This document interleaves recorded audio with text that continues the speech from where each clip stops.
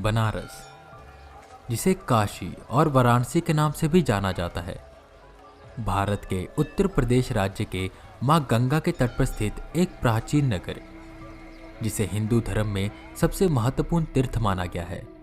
सांस्कृतिक और धार्मिक दोनों दृष्टिकोण से बनारस का एक अपना ही स्थान है।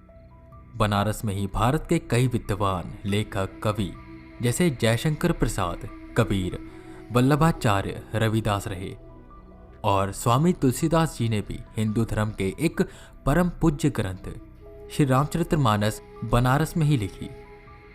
ऐसा नगर जो शिव भक्ति और राम भक्ति में हमेशा विलीन रहता है। उसी बनारस के गंगा तट के किनारे पर बने एक प्राचीन मंदिर में राम स्तुति गूंज रही थी। पंडित वेदांत मिश्रा राम भक्ति में विलीन राम स्तुति गा रहे थे और मंदिर में जितने भी भक्त थे वो भी उनके साथ साथ राम जी की भक्ति में विलीन थे।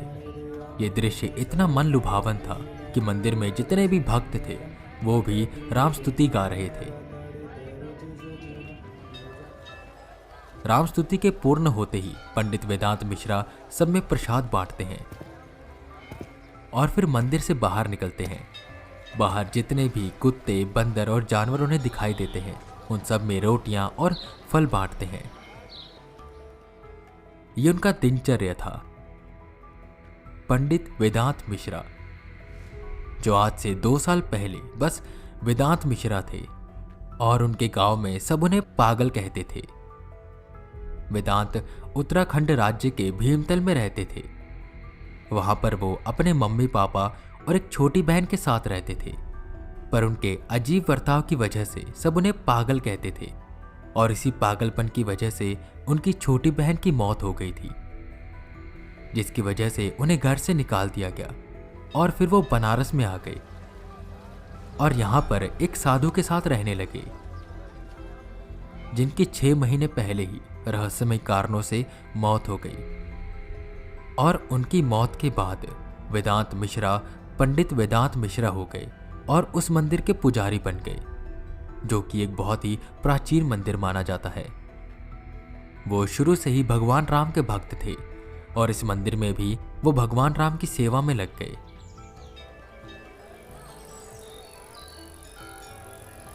राम राम पंडित जी, साइकिल रोकते हुए गिरधारी ने कहा। राम राम गिरधारी जी, और कहाँ चली सवारी सुबह सुबह? उनके पास आते हुए पंडित वेदांत ने पूछा।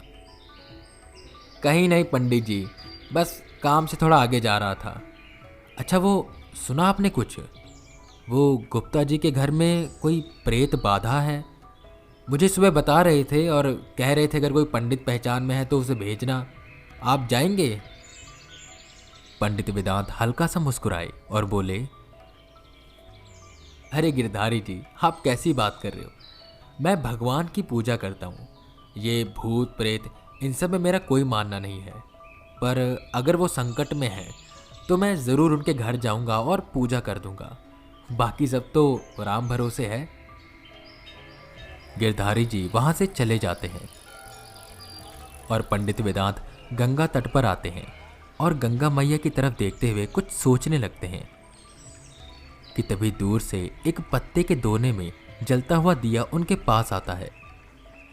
उन्होंने उसे उठाया, उसकी ओर कुछ देर देखा और कुछ हल्की सी आवाज में बदबदाकर उन्होंने वापस उसे जल में डाल दिया और वो पत्ते का दोना धीरे धीरे धार के साथ बहता हुआ चला गया। वो गंभीर होकर पीछे की ओर मुड़ते हैं। वहीं पर उन्हें एक शख्स खड़ा दिखाई देता है। वो शख्स सबसे अलग लग रहा था। आसपास जितने भी लोग थे उनमें वो सबसे अजीब था। पंडित वेदांत उसे देखते ही रहे। वो शख्स यहाँ वहाँ देखता जा रहा था कि तभी उसकी नजरें पंडित से मिली। पंडित ठीक उसके सामने पहुंचे। अब उस शख्स के सामने एक लंबा चौड़ा आदमी खड़ा था, जिसकी भारी मूछें थी और उसने शिखा रखी हुई थी। गले से जनेऊ लटक रहा था और नीचे सफेद धोती। वो शख्स घबराने लगा। तुम यहां पर क्या कर रहे हो? ये तुम्हारी दुनिया नहीं है। बेहतर होगा कि तुम अपनी दुनिया में वापस चले जाओ। जिस पर वो शख्स वहां से भाग खड़ा हुआ। जब तक वो शख्स पंडित वेदांत की नजरों से ओझल नहीं हुआ तब तक वो उसकी ओर देखते रहे, और जब वो वहां से चला गया तो पंडित वेदांत मंदिर के अंदर गए और अपना बाकी काम करने लगे। साफ सफाई करना, खाना बनाना और भक्तों में प्रसाद बांटना, ये ज्यादातर उनके काम होते थे। ऐसे ही उनका दिन बीतता चला जा रहा था। शाम के 4:30 हो गए। गिरधारी जी भागते हुए पंडित जी के पास आए। पंडित जी के साथ गुप्ता जी की बेटी को होश नहीं आ रहा, वो कब से बेहोश पड़ी है। पंडित वेदांत उठे और उनके साथ सीधा गुप्ता जी के घर पहुंचे, जहां पर गुप्ता जी और उनकी पत्नी रोए जा रही थी। क्या वो गुप्ता जी, आप ऐसे रो क्यों रहे हैं? सब कुशल मंगल तो है ना? पंडित वेदांत ने कहा, जिस पर गुप्ता जी उन्हें प्रणाम करते हैं और कहते हैं, आप खुद ही देखिए, पता नहीं हमारी बेटी को क्या हो गया है, सुबह से उठे नहीं रही है। पता नहीं कोई भूत है, प्रेत है, इलाज करवा लिया, सब कर लिया, पर कुछ नहीं हो रहा। वो उस बच्ची के पास आए जो खाट पर लेटी हुई थी। उन्होंने अपनी आंखें बंद करी और उसके माथे पर हाथ रखा। उन्होंने आसपास देखा जहां सब उन्हें देख रहे थे। बुखार भी नहीं है, पता नहीं क्या हुआ इस बच्ची को। ऐसा करते हैं, आप सब अपनी आंखें बंद करिए, हम राम जी से प्रार्थना करते हैं, वो इस बच्ची को ठीक कर देंगे। और हाँ, आप सब लोग भगवान राम का नाम जपिए। सब ने अपनी आंखें बंद करी सिवाय एक शख्स के, जो कोने में खड़ा हुआ था और उनकी ओर देख रहा था। तुम्हें क्या अलग से कहना पड़ेगा? पंडित जी ने मुस्कुराते हुए कहा। यह वही शख्स था जो सुबह पंडित वेदांत को गंगा के तट पर मिला था, और ये शख्स उन्हें देखकर भाग गया था। अभी भी वो उनसे डर रहा था। पंडित जी ने पूजा शुरू करी और वो उठकर उस शख्स के पास पहुंचे। उसके पास जाकर उन्होंने कुछ अलग तरह के मंत्र पढ़ने शुरू किए, और देखते ही देखते पंडित जी मुस्कुराए और उन्होंने उसका नाम पूछा, श्रीकांत। और देखते ही देखते वो शख्स गायब हो गया। पंडित वेदांत ने गुप्ता जी की बेटी के चेहरे पर पानी के छींटे मारे, जिससे वो होश में आ गई। उसकी आवाज सुनकर सबने अपनी आंखें खोली। बच्ची को सही सलामत देखकर गुप्ता जी उसे अपने सीने से लगाते हैं और पंडित वेदांत का धन्यवाद करते हैं, जिस पर पंडित बस इतना कहते हैं, आप मुझे धन्यवाद मत कहिए, धन्यवाद कहना है तो भगवान राम जी को कहिए, ये सब उनकी कृपा से हुआ है। आखिर में होई सोई जो राम रची राखा। इतना बोलकर वो वहां से चले गए। सब अचंभित थे, क्योंकि उन्होंने सुना था पंडित जी ने एकदम से मंत्रों का जप बदल दिया था। उनमें कोई ना कोई तो खास बात थी, पर क्या ये कोई भी नहीं जानता था। यहीं हल्का हल्का अंधेरा हो गया था। शाम की आरती का समय हो रहा था। पंडित वेदांत आए, उन्होंने स्नान किया और शाम की आरती करने लगे।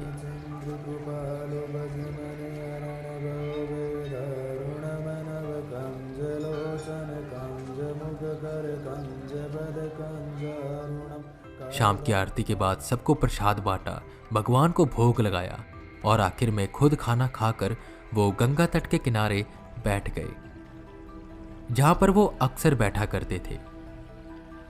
सामने के तट पर एक चिता जल के शांत हुई थी। सब जा चुके थे, बस वहां पर एक शख्स था जो खड़ा था और गंगा नदी की ओर देख रहा था।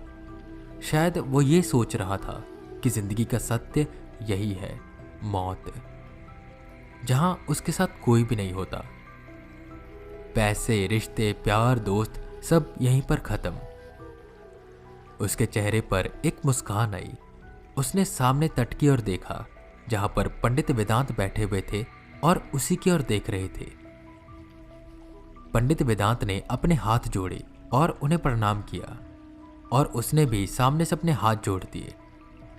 और उसके अगले क्षण में ही वो शख्स एक सफेद रोशनी के छोटे से गोले में बदल गया। और गंगा नदी में जितने दिए बह रहे थे उनमें से किसी एक दिए में जाकर गुम हो गया। पंडित वेदांत भी एक पत्ते के दोने में एक दिया जलाते हैं, 2 फूल डालते हैं और हर हर महादेव करके श्रीकांत का नाम लेते हैं और उसे गंगा मैया की गोद में डाल देते हैं। धीरे धीरे जल की धारा के साथ वो आगे बढ़ता रहता है। सभी रूहें बुरी नहीं होती, कई रूहें बस मुक्ति के इंतजार में होती है।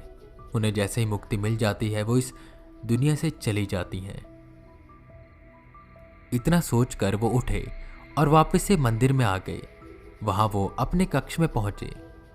वो आराम से लेटे ही थे कि तभी उनके फोन में एक मैसेज आया। उस मैसेज में एक लोकेशन लिखी हुई थी।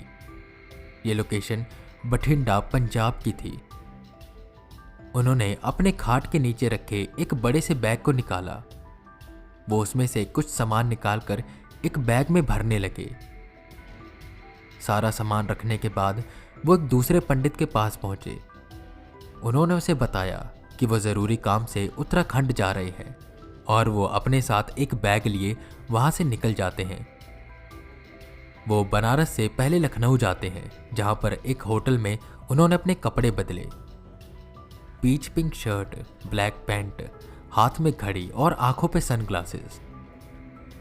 अब उनकी लुक पूरी तरह से चेंज हो गई थी, क्योंकि अब वो पंडित वेदांत मिश्रा से बस वेदा बन गए थे।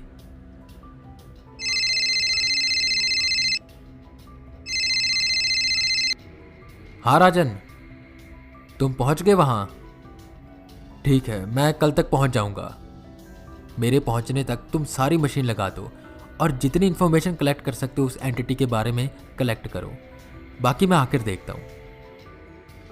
फोन रखते ही वो खड़े हुए अपने अगले केस के लिए, जिसमें उन्हें पंजाब के बठिंडा में जाना था, जहां एक ऐसी एंटिटी का केस उनके सामने आया था जो घर में सबको परेशान कर रही थी। उस घर के मालिक ने पंडितों को, तांत्रिकों को, सबको बुला लिया था, पर कोई भी उसे काबू नहीं कर पा रहा था। तो आखिर में उन्होंने वेदा को बुलाया, जिन्होंने अब तक बहुत से ऐसे टेढ़ी टेढ़ी एंटिटी को काबू में किया था। पंडित वेदांत मिश्रा से वेदा निकले बठिंडा की ओर अपने नए केस को सुलझाने।